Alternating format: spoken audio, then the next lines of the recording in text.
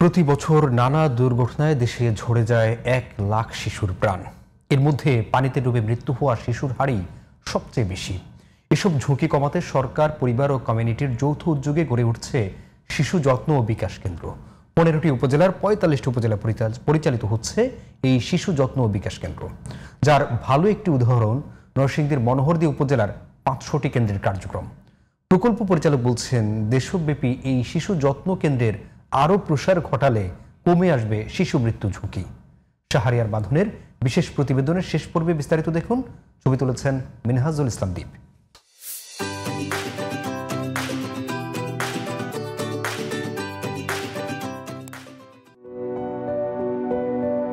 দেশে শিশু মৃত্যুর হার প্রতিনিয়তই বাড়ছে। ইউনিসেফ এবং WHO তথ্য মতে বছরে মারা যায় প্রায় ১ লাখ শিশু।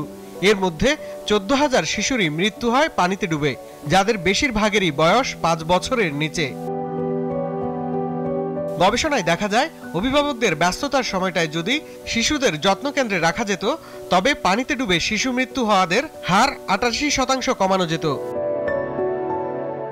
মৃত্যু ঝুঁকি কমাতে শহরের পাশাপাশি প্রান্তিক পর্যায়েও কাজ করছে সরকার।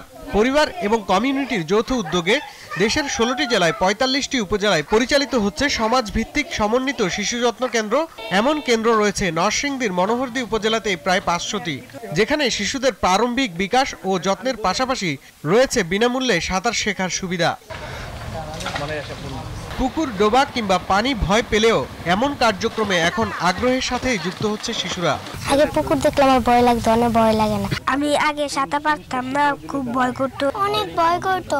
এখন আমি সাঁতার পারি, আমি এখন সাঁতার পারি, আমার অনেক ভালো লাগতেছে। কুকুর দেখলে ভয় পাইতাম, এখন আমি সাঁতার পারি, এখন ভয় পাই না। সাঁতার প্রশিক্ষণের মাধ্যমে শিশুদের ভয়কে জয় করার যুদ্ধে এগিয়ে নিতে পেরে আনন্দিত প্রশিক্ষকরাও। আগে আমার যেই নামে চিনতো, এখন অন্য নামে চিনে, আমার পরিচয়টা বাড়ছে। আবার আমার আনন্দ লাগতেছে কি, এই যে বাচ্চারা পানিতে পড়ে মারা যায়, তাদেরকে আমি সাঁতার শিখাইতে পারতেছি। যারা একটু সিনিয়র লেভেল আছে, বড় আছে, যারা একটু কমই ভয় পায়, যারা ভয় পায় তাদেরকে আমরা পানিতে নামাই আগে বুঝায় টুজায় ভয় দূর করে তারপর আমরা সাঁতার কার্যক্রম করি আর কি। শিশু সেবার বিষয়ে সরকারের সর্বোচ্চ গুরুত্ব রয়েছে জানিয়ে প্রকল্প পরিচালক বলেন, আগামীতে প্রান্তিক পর্যায়েও এই ধরনের সেবা কেন্দ্র আরো বৃদ্ধি করা হবে।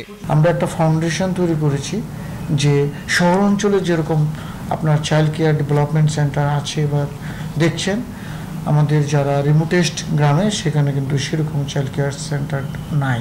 এরকম আরও আমরা 15টা জেলায় এবার আমরা এটা এক্সটেনশন করার জন্য আমরা পরিকল্পনা নিয়েছি। শিশুদের নিরাপদ ভবিষ্যতের জন্য প্রয়োজন যত্ন, ভালোবাসা ও নিরাপত্তা নিশ্চিত করা। আর সরকারের পক্ষ থেকে এই বিষয়গুলোতেও জোর দেওয়া হচ্ছে বলে জানান। আমাদের যারা অভিভাবক, মা বাবা, তারা কিন্তু বলছে যে না, এটা স্যার খুবই ভালো কাজ। এখন আমরা বাচ্চা এখানে সেন্টারে রাখি, অন্য সবগুলো বাচ্চার সাথে সে খেলাধুলা করে। শাহরিয়ার বাঁধন, GTV নিউজ, ঢাকা।